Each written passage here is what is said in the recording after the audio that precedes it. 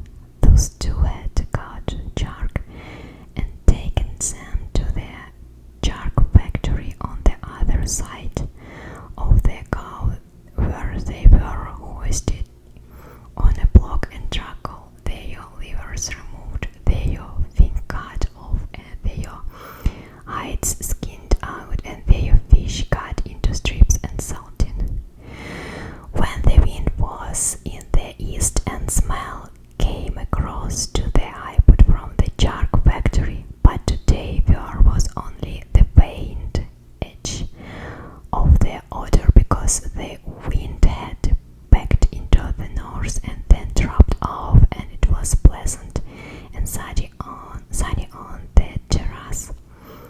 Santiago, the boy said. Yes, the old man said. He was holding his glass and taken off many years ago. Can I go out to get sardines for you for tomorrow? Can I? No, go and play baseball. I can still row and Rodrigo will throw the net. I would like to go. If I cannot fish with you, I would like to surf in some way. You bought me a beer, the old man said. You are already a man.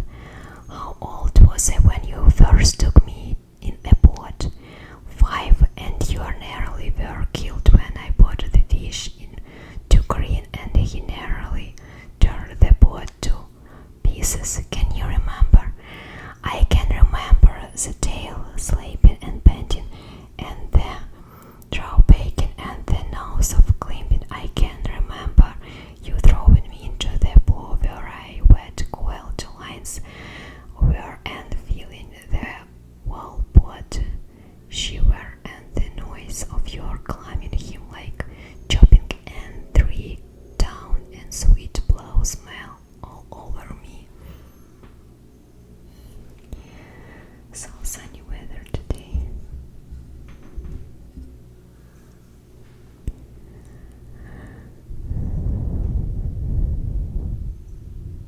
Santiago, the boy said. Yes, the old man said. He was holding his glass and thinking of many years ago. Can I go out to get sardines for you tomorrow? Okay. The old man looked at him and his sunburned, confident, glowing eyes. If you were my boy, I'd like out and gamble, he said. But you are your fathers and your mothers, and you are in lucky boat. May I get the sardines? I know where I can get for paid too. I have mine left from today. I put them in salt in the box. Let me get your fresh ones. One, the old man said. His hope and his confidence had never gone. But now they were freshen as when the breeze rises. 2, the boy said. 2, the old man agreed. You didn't steal them. I would, the boy said, but I bought those. Thank you, the old man said. He was too simple to wonder he had attained humility. But he knew he had attained, and he knew it was not disgraceful, and it carried no loss of true pride. Tomorrow is going to be a good day with the current, he said. Where are you going? The boy asked. For out to come in when the wind shirts. I want to be out before it is light. I'll try to get him to work for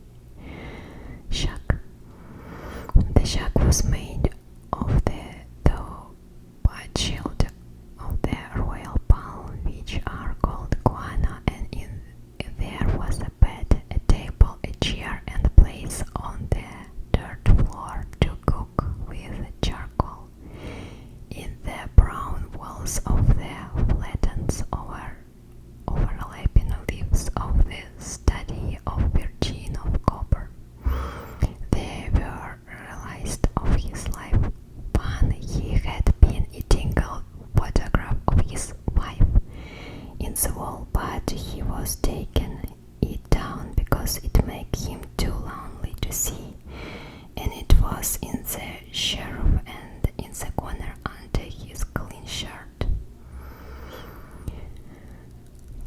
"What do you have to eat?" the boy asked. "A pot of yellow rice with fish. Do you want some?"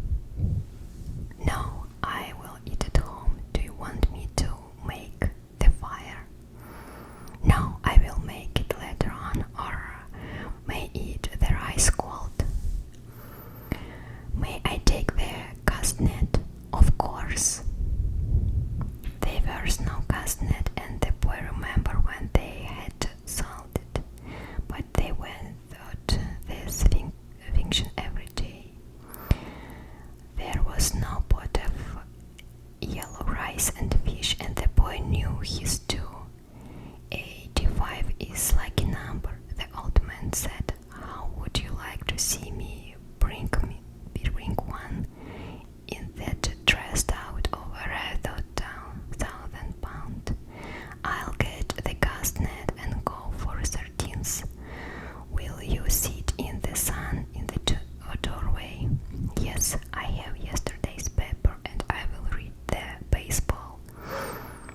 The boy did not know whether yesterday's paper was a fiction too, but the old man brought it out from under the bed. "Better go have it to me at the bodega," he explained. "I'll back when I have the sardines. I'll get out to the mine together on ice, and we can share them in the morning. When I come back, you can tell me about the baseball. The Yankees cannot lose, but I fear the Indians of Cleveland. Have faith in the Yankee, my son. Think of the great DiMaggio. I fear both the Tigers of Detroit and the Indians of Cleveland. Be careful, or you will Earth of Reds of Cincinnati and the White Sox of Chicago. You study it and tell me when I come back. Do you think we should buy a terminal of lottery with 85? Tomorrow is the 85th day. We can do that," the boy said, "but what about the 87 of your great record? It will not happen twice. Do you think you can find the 85? I can order one. One sheet, that's $2.50. Can we borrow them from? That's easy. I can always borrow $2.50. I think perhaps I can do, but I try not to borrow. First you borrow, then you pack. Keep warm, old man," the boy said. "Remember, we are in September, the month when the great fish come," the old man said. "Everyone can be a fishman in May. I got now to the sardines," the boy said. When the boy came back, the old man was asleep in the chair and the sun was down. The boy took the old army blanket off the bed and spread it over the back of the chair and over the man's shoulders. They were strange shoulders, still powerful, although very old, and the neck was still strong too, and the creases did not show so much when the old man was asleep and his head fallen forward. His shirt had been patched so many times, and it was like the sail and the patches were faded to many different shades in the sun. The old man's head was very old though, and with his eyes closed there was not life in his face. The newspaper lay across his knees, and the weight of his arm held in there in the evening breeze. He was barefooted.